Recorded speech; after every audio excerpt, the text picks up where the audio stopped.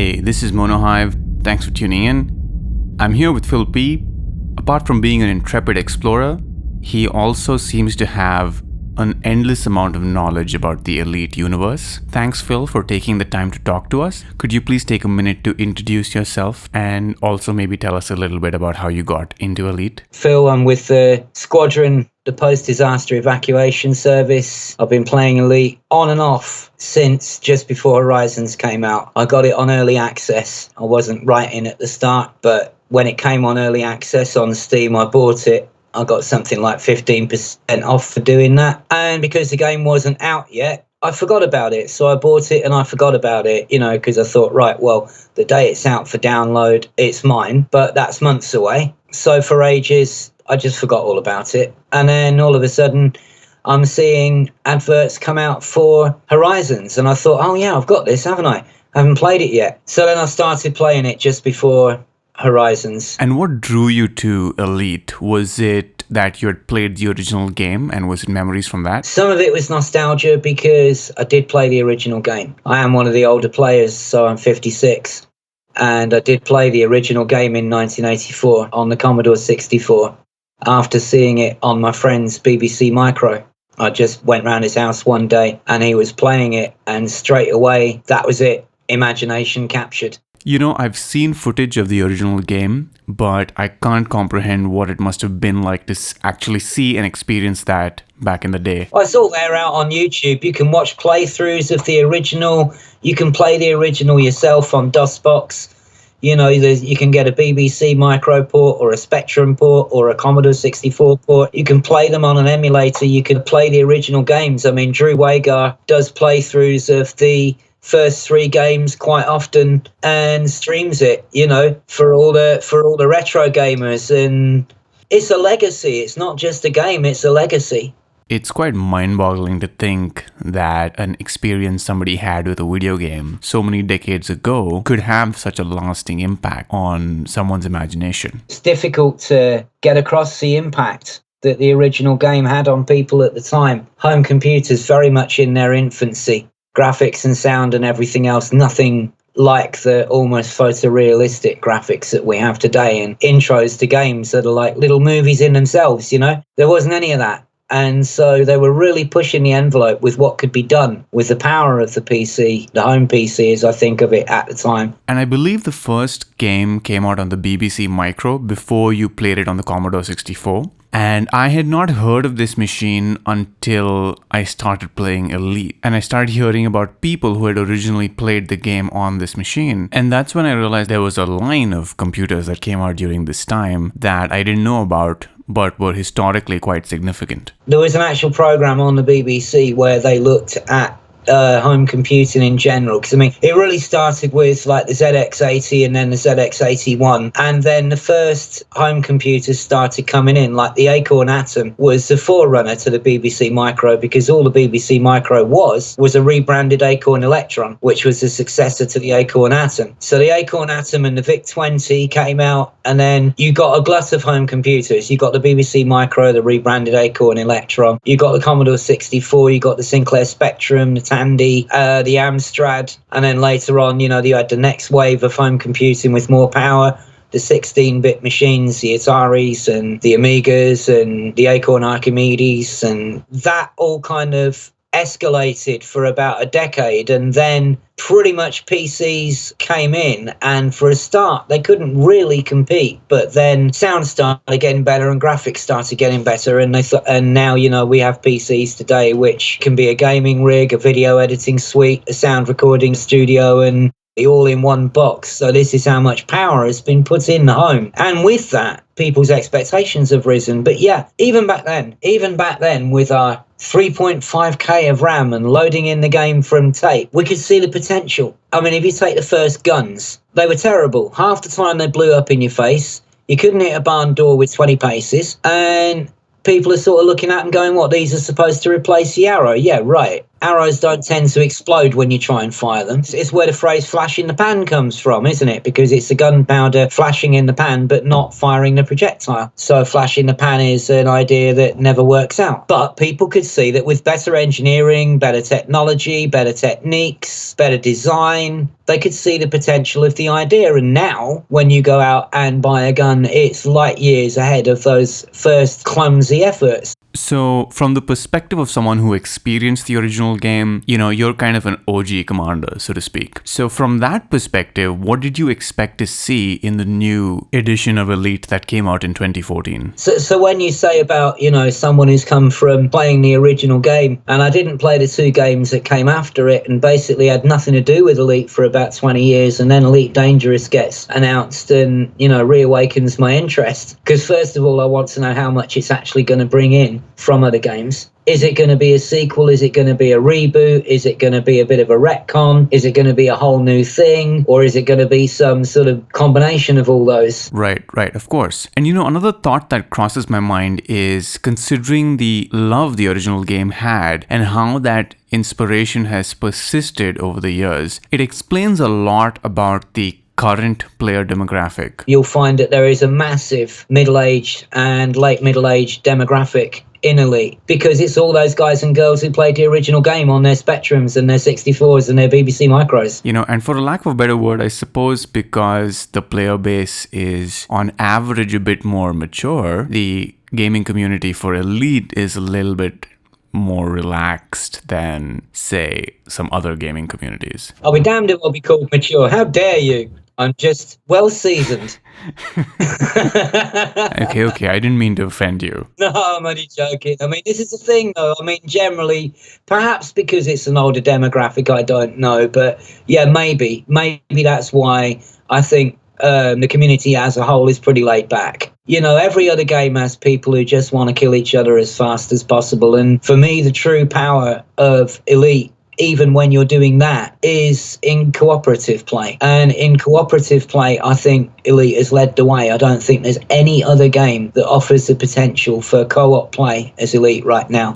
I stopped playing games for nearly 15 years, and I jumped back into gaming with Elite only this year. And I have to say, I've had such an amazing time with the community and all the crazy cooperative ideas that they come up with. But now let's shift to some of the things that you're doing with your squadron, the post-disaster evacuation service. How are your activities developing with the recent terrorist attacks and the Thargoid incursions and things like that? Well, these terrorist attacks were new. And yeah, our squadron focuses on rescuing passengers and escape pods and other items from stations when they burn. And we've often sat and talked about what other kind of rescue operations we could do and incorporate into our activities. And this has led to a few discussions between us where we've generally agreed that the whole search and rescue mechanic needs a bit of an overhaul. Okay, before we touch up on that, when the station fires started,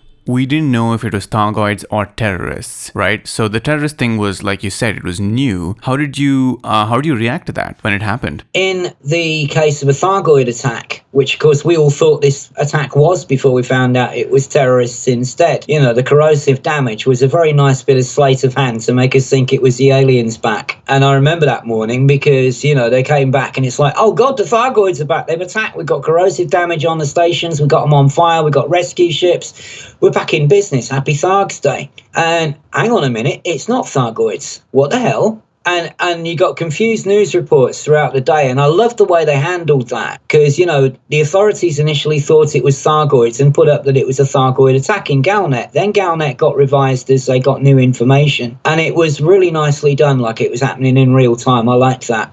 Okay, so you mentioned that you want the rescue mechanic to have an overhaul. Could you elaborate on that? And do you think Odyssey will play a part in making it happen? I think the new content in Odyssey will, from everything that I've seen of it, it will be an extension of what we can already do, whether that's combat, exploring, mining, trading, doing rescues. So I would hope that rescue operations would be a part of that, whether in the form of missions or special events Maybe planet bases get attacked. Maybe we'll have to evacuate them one day. I don't have any doubt that the new content in Odyssey will be in line and be an extension of everything that we do already rather than a bolt-on. But what I don't know is what they'll do about aspects of it, such as search and rescue, because, as I said, I mean, at the moment, unless there's a burning station, the only place you can hand in any escape pods or black boxes or anything like that that you might find maybe on a planet somewhere, then the only things you can do is hand them into the nearest search and rescue contact. Now, I tried to get some information on what that meant, what consequence that has doing that. Does it even do anything?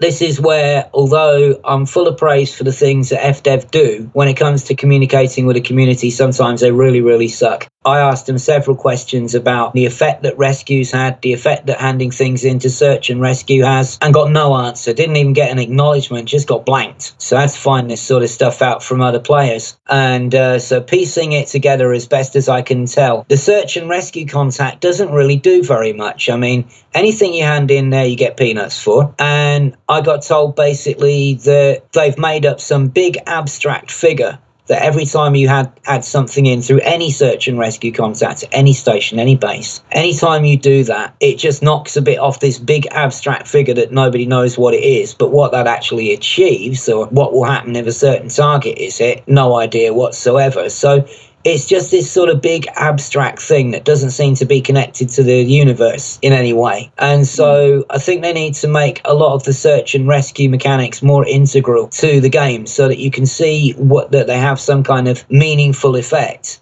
So I know that you've done some research into the current state of the mechanic and that you have some details about how it functions. Could you just elaborate on that a little bit? Out what rescuing passengers and escape pods and delivering commodities to the stations and everything. We've figured that out as much as it's possible to figure out. We know how the mechanics work. We know that in the case of a Thargoid attack, the system comes under the state of incursion, AX conflict zones appear, rescue ships appear, and the main station burns. On the rescue ships will be a mission board and a passenger board. And when the incursion is defeated, the mission board will close down and the passenger board will stay open. Now, this time in the terrorist attacks, I wondered what they would do with the mission board, because if it's a Thargoid attack, then the mission board will have missions such as bring us back 3 or 4 escape pods or black boxes or personal correspondence or whatever. But they'll also have missions like kill 8 Thargoid scouts or kill a Hydra or something like that. So at first, with these new terrorist attacks, there were only passenger missions. And there were escape pods to pick up, but there was only a basic search and rescue contact. And it took a few days. And then the mission board appeared. And the mission board had regular missions saying, bring us escape pods, bring us black boxes. And, you know, you can take 4 black boxes to a search and rescue contact, hand them in, and get 20,000. Or on the rescue ships, you can pick up a mission saying, bring us back 3 escape pods, and they'll pay you 150,000. So rescuing passengers and rescuing escape pods and handing them in at the mission and passenger boards on rescue ships is decent money, a very good way to build up fast rank with the Empire or the Federation, which is why a lot of people use them. A lot of people rescue for Federation aligned, want a Federation aligned station so that they can grind for the Corvette, because that's always the harder of the 2 unlocks.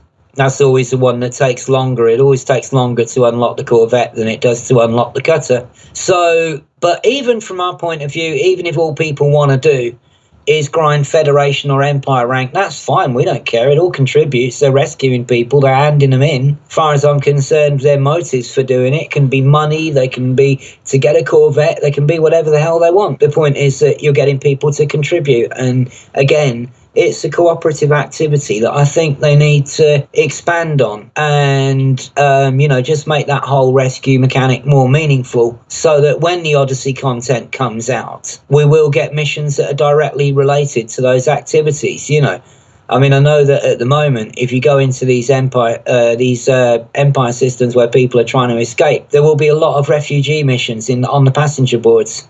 So they are starting to think about things like this and put them in. And while it's not specifically what we would do, I have said to the squad that if they wanted to do a bit of role play, they could go and pick up some refugees from these stations that are fleeing Empire tyranny and looking for safe haven in the Federation, which shows how desperate they are.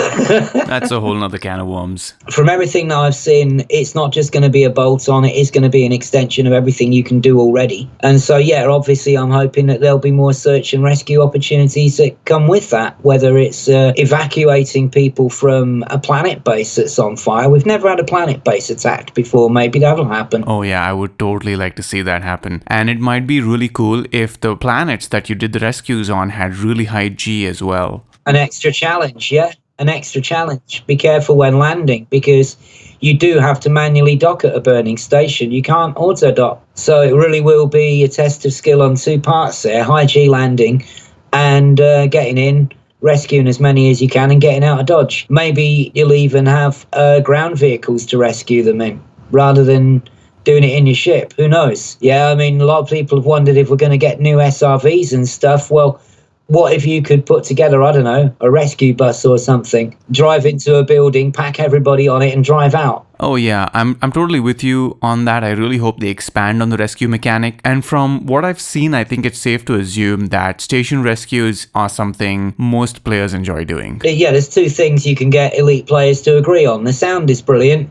Burning stations are brilliant. They argue about everything else, but everybody says those are good. We like the burning stations. We love the atmosphere. We like the challenge. It's good money. It's fun. It gives you that sort of feel-good factor when you role-play rescuing people. It's, a nice cooperative venture as well, although if you have too many people working a station, you tend to take jobs off each other. That's another part of the search and rescue mechanic that they need to address, really. I can go in my rescue Corvette and clear out a passenger board in 4 trips. Then you've got to wait 20 minutes for the board to refresh. So unfortunately, it's not very good for wing activity because you'll just end up taking jobs off each other.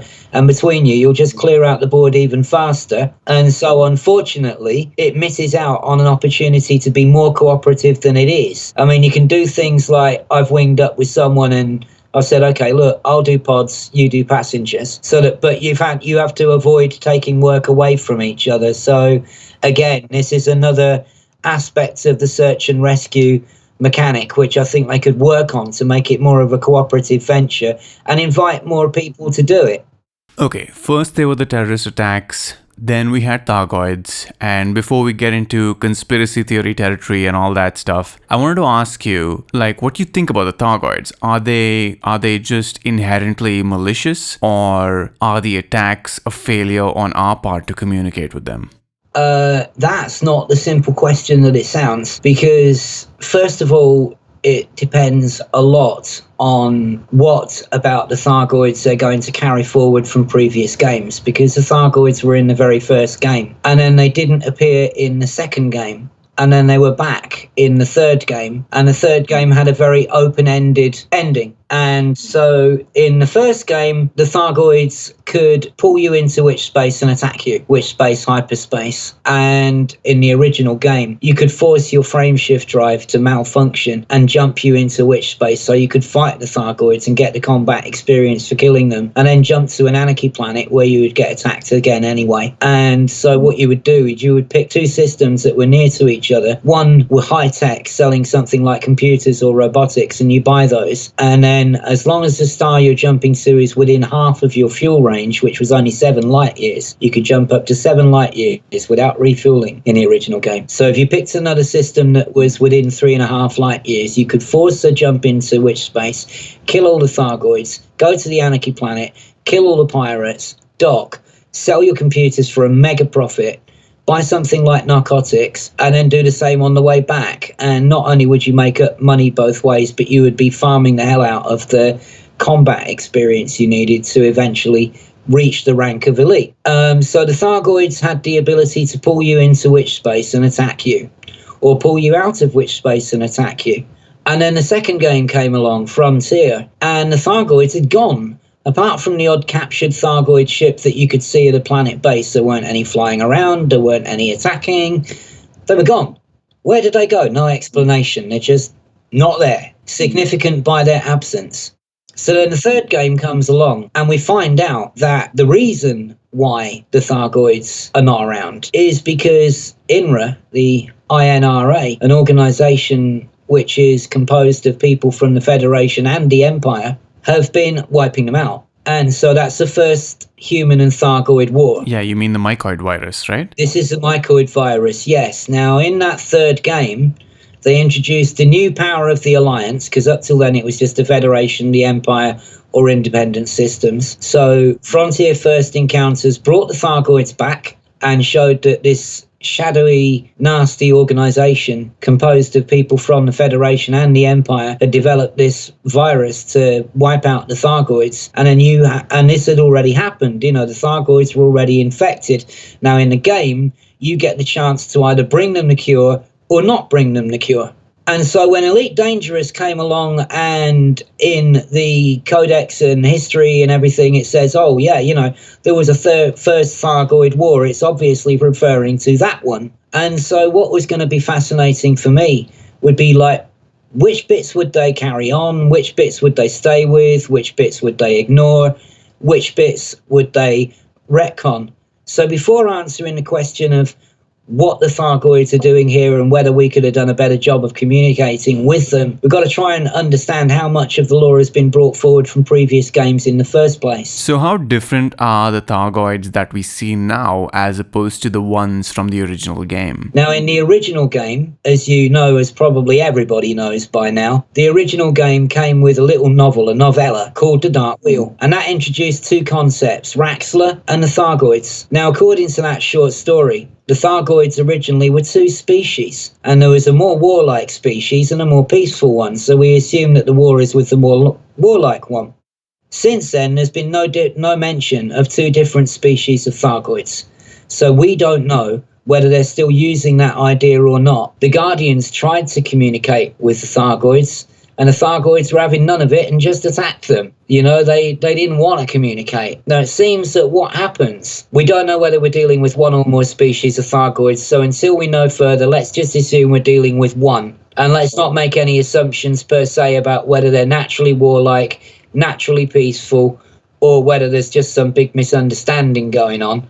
Leaving that issue aside for one moment, what we know is that they will come to planets, they like ammonia worlds, and they come to planets and they seed them with barnacles, which then generate meta-alloys, which they use in their technology and to build their ships. So what had happened was that with the Guardians, the Thargoids are believed to be older than the Guardians.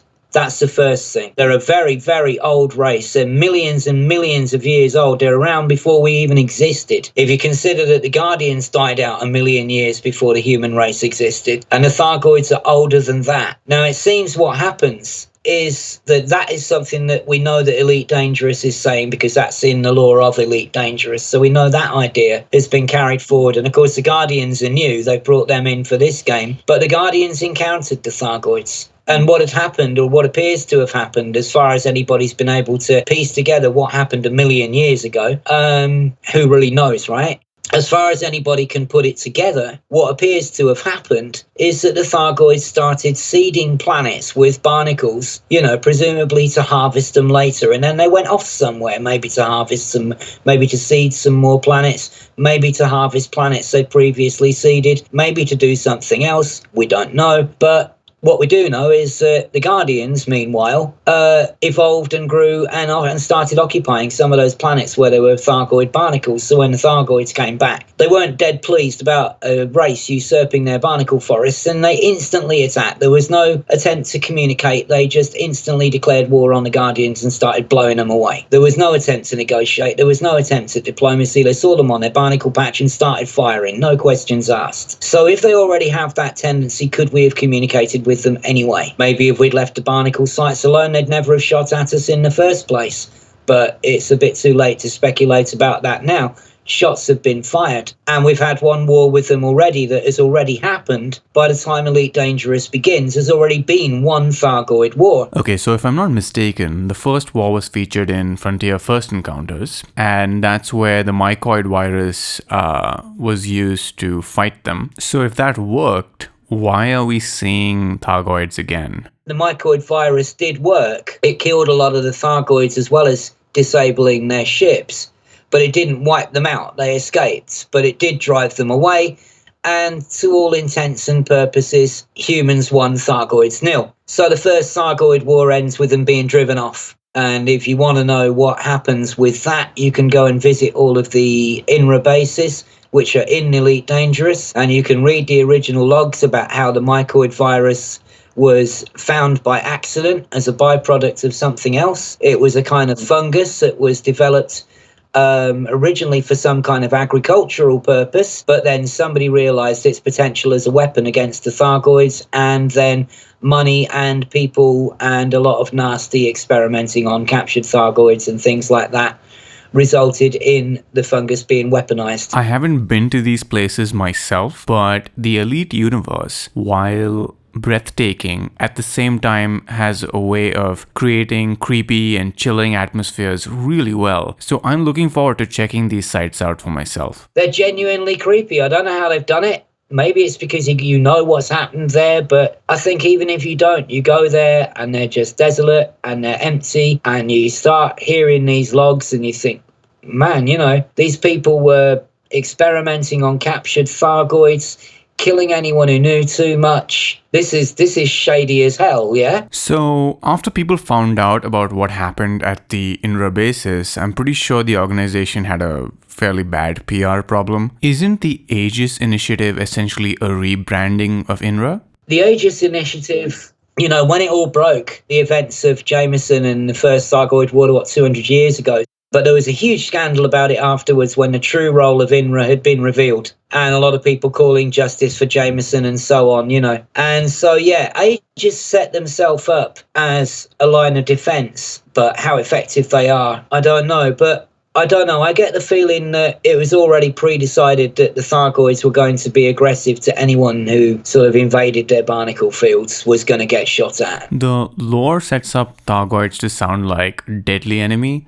but the way you describe them, they kind of just sound like angry barnacle farmers. But I mean, I'm sorry, but you can't just plant seeds on a planet, go away for a few thousand years, come back, and then like blame another race for evolving there. It's kind of a little bit intolerant of them, really. But yes, are the Thargoids really space farming rednecks? Curious minds want to know. Get off my lawn. Is that all this is? Okay, let's talk a bit about the BGS aspect of Thargoid incursions. Not to take the magic out of the gameplay, but are there more specific player actions that can drive the course of an incursion? And concurrently, are there indicators that could tell us where the next incursion could occur? Have you heard about the Eagle Eye? Yeah, that's the early warning array, right? Early warning system. That's right. Yeah, well, that's normally the only way that we can detect if there's likely to be a Thargoid attack. 6 beacons dotted around the place which monitor for build-ups of Thargoid presences and then warn us about them. Now, normally, if the Eagle Eye says that there's been a heavy Thargoid build-up in such and such a system, that system will come under incursion a week later or maybe 2 weeks later. That is the only indicator we have of where and when the Thargoids may attack next. FDev have confirmed that going into those systems and killing as many scouts as you can stop the incursions happening. And that's where killing scouts over interceptors themselves becomes the priority. Once the incursion has started and a station has been attacked, anything goes, yeah? Kill scouts, kill interceptors, right up to Hydras, just waste as many Thargoids as you can. But actually, due to some tests done by Canon and Hutton Orbital a few years ago, Hotfication it was called, there was a system burning which didn't have a high population, and so they rescued from there en masse without killing any Thargoids and found that rescuing passengers actually defeats the Thargoid incursion faster than killing the Thargoids themselves in the AX conflict zones. That's fascinating. I'm surprised that this is the first time I'm hearing of it. Like, I'm currently really bad at combat in general, so it's good to know that I have an alternative way of involving myself in an incursion. Do you know other players who look at it the same way? When we got new players coming in, I didn't want to give them information that wasn't correct or inaccurate in some way. So when they come in and they say, like, what effect does rescuing passengers have? It used to be a nightmare because all I could say was, I don't really know. I've been trying to get some hard and fast information myself on that. And it wasn't until very recently when I started doing Dark Wheel stuff, which we're also going to get to at some point, that Kaizen put me on to Atris, one of the guys from Canon. He was part of that original experiment between Hutton Orbital and Canon, where they had so many people doing rescues and tried to minimize the number of people actually fighting aliens in that system, so that even if there were one or two people doing that, they could be made statistically irrelevant by the number of people doing rescues and delivering commodities to the rescue ships, like basic medicines and food and clothing. Were these being delivered directly to the burning stations? They didn't try delivering to the burning station itself, but it's reasonable to assume that would have the least effect. So when a Thargoid incursion happens, the most effective thing you can do is rescue passengers. The next most effective thing you can do is fight them in the AX conflict zones. The next most effective thing you can do is rescue escape pods and other items, or deliver commodities to the rescue ship and sell them through this commodity market there. And of the commodities that you can sell there, the one that seems to have the best effect is any kind of medicine, basic or advanced medicines, which also coincidentally make the most profit. So makes sense to do them anyway. And then, although we don't know what effect delivering to the actual burning station itself has, we would expect that to have less of an effect than all of the other activities. I'm constantly impressed by the kind of work players put into figuring things out in this game. It's pretty mind-blowing. But now I'd like to move on to our next topic. Can I just say at this point, one of the things that I've wanted to do, just before we move on to another subject, is the thing is fighting Thargoids, rescuing people, and repairing the stations afterwards have always been seen as kind of separate activities, and I've always seen them as the three different processes of the same activity, which is why I've always tried to encourage more cooperation between rescue squads, AX squads. You know, we're tied into a few of the AX guys now. We've got to know the anti-Xeno guys very well through doing rescues, you know, and a lot of them pop in and they keep us posted on what they're doing, and I'm on their Discord as well, so I see their announcements, and Operation Ida as well, you know. And I think that, yeah, you've got all these players doing these things, but I still think that these groups could be more coordinated than they are, and it's something that I try and push for when I can. Yeah, I'd have to agree with you. I think that would be really cool if there was more synergy between these different gameplay systems and the players involved. Okay, so let's just shift gears a little bit here. What do you think about the current events with the Molinist refugees and the Empire behaving the way they are? What's your opinion? How do you feel about it? What we're seeing now is that things haven't moved on a lot. We've got the Empire ready to attack anyone, saber rattling and harassing innocent people and arresting busloads of innocent people after the terrorists have already escaped in their Lamborghinis, and making damn fools of themselves, looking like angry kids lashing out because they don't know who hit them, you know, and not gaining a lot of sympathy with people. Going around calling people terrorists just for having a different political opinion doesn't tend to endear you to them. Arrogant bastard is probably more how you'd feel, you know? Well, you know, every government thinks it's doing the right thing until, you know, stuff blows up in its face. I suppose only time will tell how this plays out. Wasn't the Federation behaving similarly before the whole Empire split happened? And that's why they broke away in the first place, because they thought that the Federation had crossed the line from giving people the benefit of the doubt to being automatically accusing. And now the Empire has crossed that line itself. And, you know, it believes that it has the right to call anyone who believes in a certain political philosophy a terrorist, even if they're just some average Joe who goes to work every day, doesn't want to bomb anyone, doesn't want to kill anyone, doesn't support anyone else who does, and just votes differently. There is already a lot of speculation that the Empire and the Federation are going to go to war. What do you think? I don't know whether this is going to lead to a war between the Federation and the Empire, and you can go down all sorts of avenues with that one. What may happen there? I mean, on the most simple and obvious level, who would stand to gain from destabilizing the Empire and the Federation at the same time? The Alliance.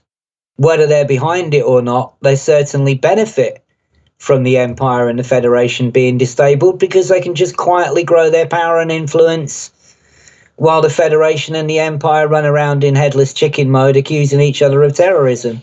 You know, they can just quietly get on with expanding their power and influence and steal more of it from right under their noses. Well, now that you put it like that, I mean, if not for the incursions, the Alliance is in a pretty good spot at the moment. It's very handy, isn't it? Whatever's happened in the law before, it's very handy and very convenient that at the same time as the Empire gets attacked by terrorists, the Federation has a political scandal that might bring down the current president.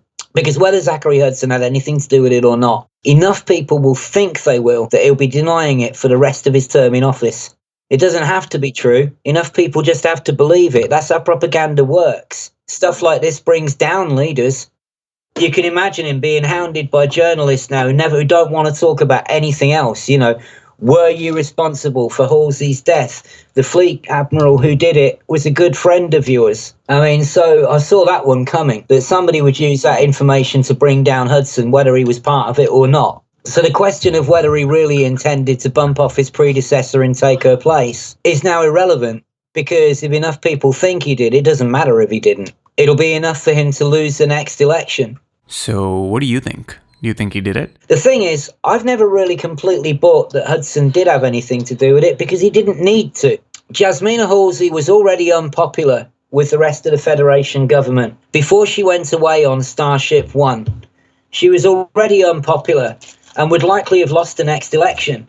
She'd become more sort of draconian and warmongering and ruthless and emotive in her language and condemning of others and intolerant. And there are enough people in the Federation, in the government and amongst the people who are just getting fed up with it, yeah? So it's highly likely that Jasmina Halsey would have lost the next election anyway. So all they really had to do if they wanted to get rid of her was wait for her to lose. Didn't have to bump her off, didn't have to kill her. So she decides to go out on this sightseeing or publicity stunt or whatever the hell it is she's doing on Starship One. And like the Antares before it, it vanishes on its first jump into hyperspace. And it's never heard of again. The Federation government, when she didn't return, declared a vote of no confidence in her. So that was nothing to do with Hudson. Unless, you know, you're going to claim that he orchestrated that or knew it would happen. Yes, he presented himself as a candidate, but that wouldn't have been possible without the vote of no confidence from the Federation government in the first place. So it seems unlikely that he was able to influence the whole government to pick him. He could only present himself as a candidate and then be elected or not. So he gets sworn in, and all the conspiracy theorists get their tinfoil hats on and accuse him of murdering his predecessor. And because he doesn't immediately do a search for her, that only adds to the suspicion. And so, but he says, look, we don't even know where to start looking. She could be lost in hyperspace, or she could be anywhere in the galaxy. We don't even know where to start. It's not that we don't want to. It's not that we don't want to at all. But where do we even start looking? Then the wreckage of the Antares turned up. And then Zachary Hudson said, okay, well, now the wreckage of the Antares has turned up. It gives me hope that we might be able to find the wreckage of Starship One. And he started offering big money for anyone who could find any evidence of the ship. A community goal ran for that, where you were rescuing escape pods from salvage signal sources, yeah? And Halsey's pod was found. And due to her injuries, they induced a coma. And when she came out of the coma, when they brought her out of it, when her injuries were healed sufficiently for them to say, okay, you can bring her out now. When she came out, she said that she'd had visions, and she started talking about the caretakers of the galaxy and universal plans and weird stuff like this. Somebody obviously made sense of all of her ravings, because it was due to what she said that the first Guardian sites were found. And that was pretty much at the beginning of the game in Elite's history. Yeah, so this is another little bit of history for those people who might not know that bit. And so the first Guardian sites were found. Now, Halsey herself expressed no interest in getting back into Federation politics, and she eventually moved to Alliance space. And that was that. She didn't contest Hudson's presidency. She didn't want a job back. She just left and she went to live in Alliance space, saying that she was done with politics and yada yada. And there were other concerns, and, you know, then Thargoids attacked the bubble again and people had other things to worry about, you know, so that was pretty much the end of it. So, apart from the many things you do in the game, you're also part of the Turn the Wheel initiative. Could you tell us a little bit about the Dark Wheel and Raxxla and how all that's connected to the initiative? So, the Dark Wheel, in the original game, they were a faction, a kind of secret squadron, looking for a place called Raxxla. And the story, The Dark Wheel, that comes with the original Elite game is basically about a young guy who gets recruited into the movement, and there's bits about that, and there's bits about the Thargoids in there. You know, I can't remember all the details, so it's been a long, long time since I read it, but I think you can find it as a PDF somewhere if you want to give it a read. But it introduces the idea that they were looking for this place called Raxxla. What is Raxxla? Well, it's a gateway. What it's a gateway to, we don't know. It could be a gateway to other galaxies. It could be intergalactic travel. It could be other universes. It could be other dimensions. It could be a way for us to increase our jump range. But again, what really that Raxxla was to, and FDev know damn well that players are going to leap to every possible conclusion that you can leap to on any statement they give. So if he says Raxxla is in the game, you're going to get people who think, okay, there's a place called Raxxla. The end. It's nothing special. And there's going to be people going, oh, wow, it's a gateway to another universe. Let's go. And he never said any of that. All he said was, Raxxla is in the game. Nothing about what it is. Nothing about what it does. It doesn't necessarily follow that because it's in the game that it is this mythical gateway spoken about in the original story, or even that it has any significance at all. That is pure player assumption. So it could just all be a wind-up. It could just all be the Elite Dangerous version of the Maltese Falcon. You know, you never do actually see it. It's just a MacGuffin to keep everybody looking for it. So first of all, most people who get wrapped up in the idea of what Raxxla is, where it may be, how it might be found, and what it might be able to give us, very rarely ask themselves the question, what if it's all just a wind-up? So, yeah. What if it doesn't actually mean anything and you're just being strung along, you know? Yeah, but everybody likes stories like that. I mean, that's why myths like Atlantis have endured for so long. Yeah, we've all got "I want to believe" written on our shirts. I want to believe. You know, we are all Mulder from the X-Files. We've got "I want to believe Raxxla is really out there. I want to believe that it really is something." So coming back to the initiative, you're hoping to expand the Dark Wheel faction out of Shinrarta Dezhra. What's the goal here? Is it just to find Raxxla, or is there something else that you'd like to see happen? Well, first of all, the basic plan, because a lot of people, they think it's just about finding Raxxla, or, you know, which, if that happens, that's great, but it's not really primarily what the Turning the Wheel initiative is all about. You know, there are people who've come in and said, oh, so this is to find Raxxla, is it? And it's sort of, well, that's part of it, but it's not the driving force per se. Okay, that's interesting because, you know, on the surface, it does sound like it's all about Raxxla. Yeah, well, that's the first misconception to disabuse anybody of. If we find it, great, but the primary purpose is not to specifically find Raxxla. There is not just one aim. Okay, there is not just one objective. And on the list of objectives, Raxxla is kind of on it, but not a big priority as such. Yeah, we'd like to uncover more information about it. Yes, it would be nice if doing this did that. But the first thing to say is that nobody is expecting anything to actually happen, but to understand what they do want from it. Just a quick bit of history. The Dark Wheel exists as a faction in Elite Dangerous. They exist in Shinrarta Dezhra. And up until a couple of years ago, till about, say, 6 months before Distant Worlds 2, they were in Shinrarta Dezhra, and they were just a faction in there. Were they just a nod? You know, just a reference for fans who would get it? Yeah? Or was there more to it than that? And then I think it was the 3.3 patch, which would make it about 6-8 months before Distant Worlds 2. Something happened, and an update resulted in the Dark Wheel suddenly moving out of Shinrarta. I mean, still being there, but moving out of Shinrarta into LFT 926 and becoming a minor faction there. And at the time, a few eyebrows were raised about it, and because there'd been no sign of an expansion or anything, nothing, no clue that it was going to happen, It was put down to being a bug and a few eyebrows were raised at it, but the Thargoids were attacking the bubble. There were other concerns, yeah?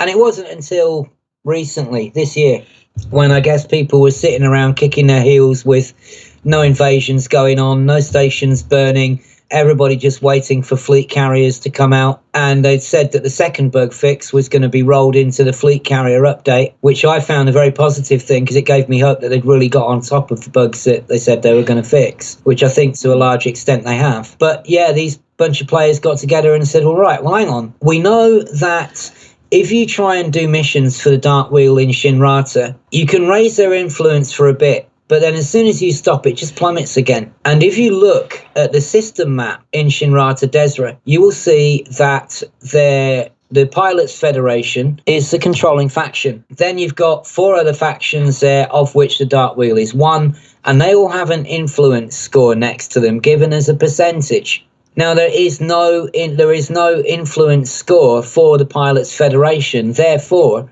that system is devlocked, so the Pilots Federation will always be the controlling faction there. It cannot be affected by influence.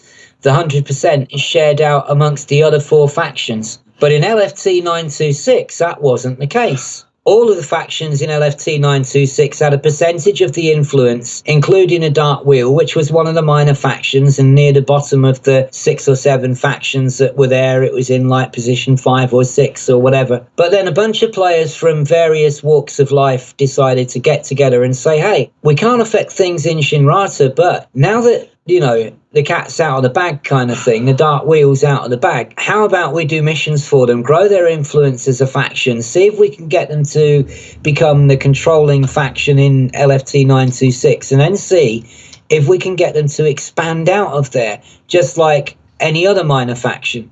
Once it's out of Shinrata, will it behave the same way as any other faction in terms of the ability to influence it, the ability to make it expand, the ability to make it take over other systems and grow its influence there? Will it follow the same rules as manipulating any other minor faction in the BGS? And so they put a plan together where they would try and expand them out of LFT 926 in, well, 3 directions if they could. In the direction of Sol, in the direction of Lave, and in the direction of Robigo, although the third one was more of a sort of wish list rather than a serious effort. The main effort has been in expanding towards Sol and towards Lave. And so the Turning the Wheel initiative started. Initially, we were growing the influence of the Dark Wheel by doing missions for them, fighting wars against factions it came into conflict with. And eventually, after about 2-3 weeks, the Dark Wheel became the controlling faction in LFT 926, upon which then you want to raise its influence to 75%. If you can do that, then you can make it expand into another system. Now, it may expand into a system where there's a spare slot, or it may expand into a system where there is a faction in retreat. So they worked out a plan that we would expand basically by invasion. So there are 2 parts to the Turning the Wheel initiative in simple terms. The first part is to grow the influence of the Dark Wheel in the systems where it is by doing missions for them, by handing in combat bonds and, you know, various other activities to help them grow their influence. And that's an ongoing thing in all the systems where they exist. And to expand along a planned route to Sol and to Lave, and we've managed to do that. We've expanded several times, and we're now within striking distance of both those systems. The way that we do this is that when you expand out, it could be anywhere in a 20 light year cube from your current location. So where you expand to is also being controlled. So that's why I said it's a 2-part process, because you have people trying to grow the influence of the Dark Wheel in the systems where they exist, but we've also got people preparing the nearby systems so that when we expand into the system that we have planned to expand into, and we don't expand into a system that we don't want to because it will be going in the wrong direction or whatever. Yeah, the preparation works by going to nearby systems and finding a system that you want to expand into that is in the direction that you want to go, where there is a non-native faction, because native factions can't be kicked out of the system. So you're looking for a non-native faction that is in retreat, or that could be forced into retreat, which means having 5% or lower. And then you go and influence that faction by taking missions for them and failing them, or working for the people who are opposing them, or if they're in a war or an election, then you do missions for the other side to ensure they lose, and eventually you push them down into a state where they are in a state of retreat, and it's timing as well, so you've got to get the timing right. So you're looking around for systems that are in retreat, and if they're in retreat but they're in the wrong direction, you might actually go and help them keep them out of retreat until you've expanded. And then the one that you do want to expand into, you put that faction in there, that minor faction, that minor non-native faction, into retreat. And then at the point where you expand, they're in retreat, and you jump into the system and go to war with them. You win the war against them, and they get kicked out of the system, and you take their place. So every single expansion done on the Turning the Wheel initiative so far has been a planned invasion. It's insanely mind-boggling that players are able to organize themselves to such a high degree. Honestly, like, some days it's impossible for me to organize a Zoom call with people, but the fact that they're managing to do this, it's really, really amazing. There are some very, very clever guys and girls. Oh, yeah, I can imagine. Interestingly, I also think that for players who are interested in BGS, but don't necessarily want to support a faction or something like that, this might be a cool way to get into it and just learn about how it works. Yeah, well, to people like that who want to experience it, I would say, join up, and then you could just do things like, so for example, at Anyan Wu, you have a compromised navigation beacon. And so you could go there, blow away a few bad guys, pick up a few Dark Wheel bounties, and then go to another system where the Dark Wheel are, and go and hand them in at that station just to help them out, because they're still trying to become the controlling faction in that system. So you go and farm some bounties in a system where they are in control, and you go and hand them in a system where they aren't to help grow them, and then go there and just do a few missions for them, do a bit of cargo, do a few data runs, a few donations, a few passenger missions, and get a feel for what it's like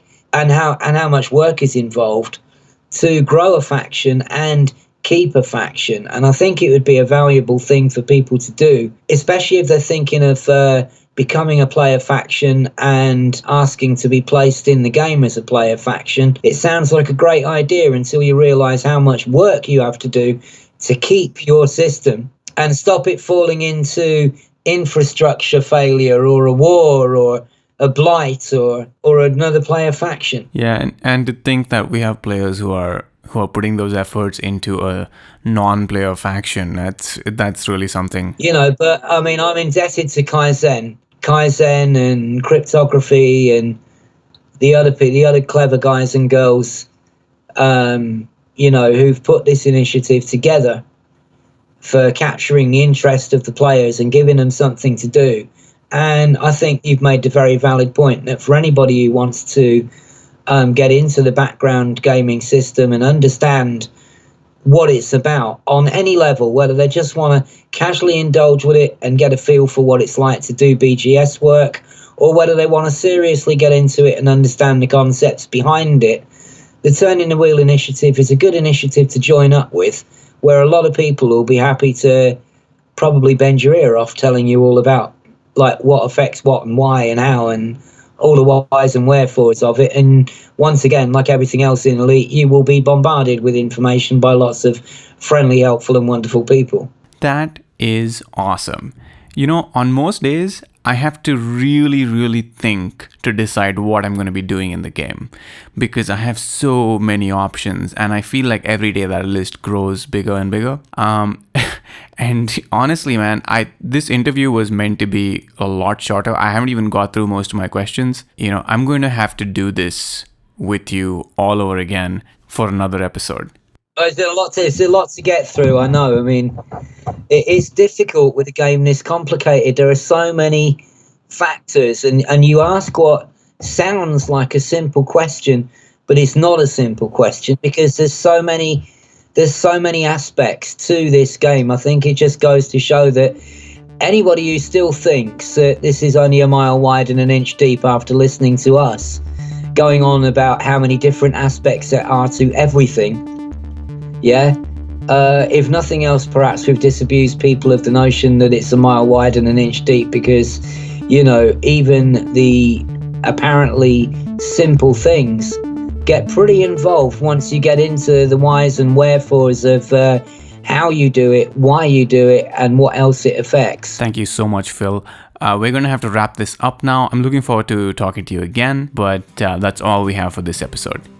And with that, I'm going to hand this back to Switch. We're going to have Phil on again for the second part of the interview, where he'll be talking about his exploits as an explorer.